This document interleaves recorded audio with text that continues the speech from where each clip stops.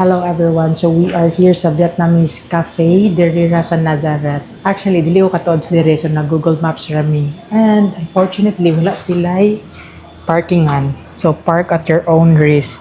We have egg coffee, braised pork, pho, and pork banh mi. Let's go. First, let's try their pho. Taste test.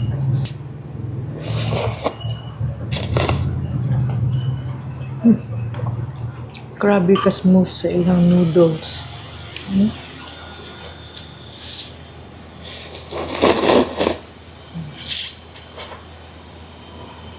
Next, let's try their pork banh mi. In all fairness, nakukoy siya guys. Look at that. Taste test.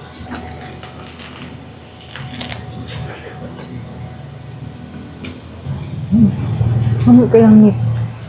Next, let's try ang braised pork. Look at that.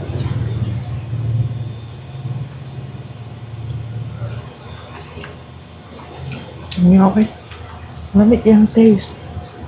Umakulik yung pork.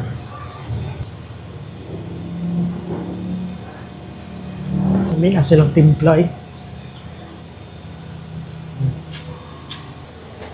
Next, let's try ang ilahang egg coffee. So, sa Vietnamese dani siya.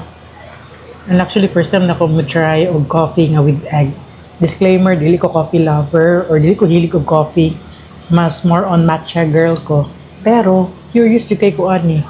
Kay with egg siya. Taste test. So, pag mix daw is imurang ananaon. Dili siya stir, gid mayo. Ooh.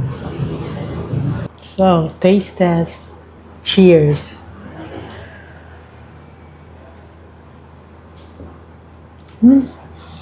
Wala, lamig kayo. Lamig siya in fairness. Ganahan ko. Bisa dili ko coffee lover. By the way, Vietnam coffee day ni siya. And with egg. So, lamig kayo siya ba eh? Di ni mo mataste ang egg.